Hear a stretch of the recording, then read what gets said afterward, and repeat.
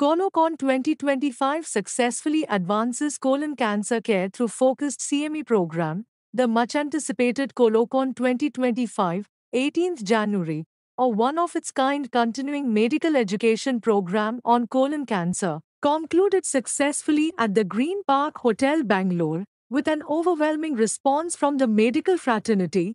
The event witnessed the participation of around 200 surgeons and postgraduate students from across the country, who came together to address the growing burden of colon cancer in India. ನಮಸ್ಕಾರ. ಇವತ್ತಿನ ಕಾರ್ಯಕ್ರಮ ನಾವು ಮಾಡಿರೋದು ಕೋಲೋಕಾನ್ 2025 ಅಂತ. ಇದರ ಉದ್ದೇಶ ನಮ್ಮ ಈ ಕೋಲನ್ ಕ್ಯಾನ್ಸರ್ ಅಂದರೆ ದೊಡ್ಡ ಕರಳಿನ ಕ್ಯಾನ್ಸರ್ ಏನಿದೆ ಅದರ ಟ್ರೀಟ್ಮೆಂಟ್ ಬಗ್ಗೆ ಒಂದು ನಮ್ಮ ಡಾಕ್ಟರಿಗೆ ಒಂದು ಟ್ರೈನಿಂಗ್ ಕೊಡೋದಕ್ಕೋಸ್ಕರ ಮಾಡಿರುವಂಥದ್ದು.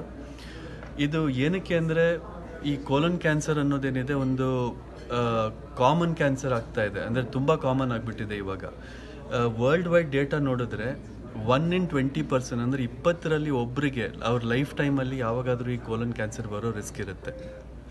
ಇದಕ್ಕೋಸ್ಕರ ನಾವು ಈ ಕಾರ್ಯಕ್ರಮದಲ್ಲಿ ನಮ್ಮ ಭಾರತ ದೇಶದಲ್ಲಿರುವ ಹಲವಾರು ಎಕ್ಸ್ಪರ್ಟ್ಸ್ನ ಕರೆಸ್ಬಿಟ್ಟು ಅವರಿಂದ ನಮ್ಮ ಜೂನಿಯರ್ಸ್ಗೆ ಒಂದು ಟ್ರೈನಿಂಗ್ ಏನು ಮಾಡಿಸ್ತಾ ಇದ್ದೀವಿ. ಅದರಲ್ಲಿ ಒಂದು 200 ಜನ ಪಾರ್ಟಿಸಿಪೇಟ್ ಮಾಡಿದ್ದಾರೆ.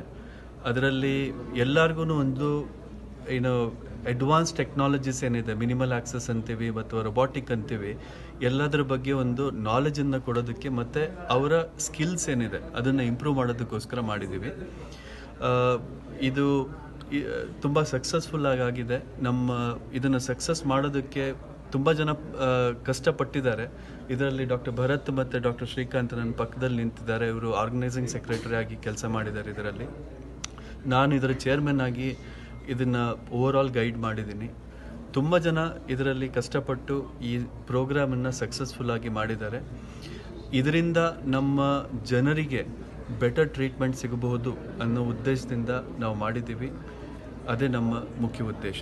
Thank you.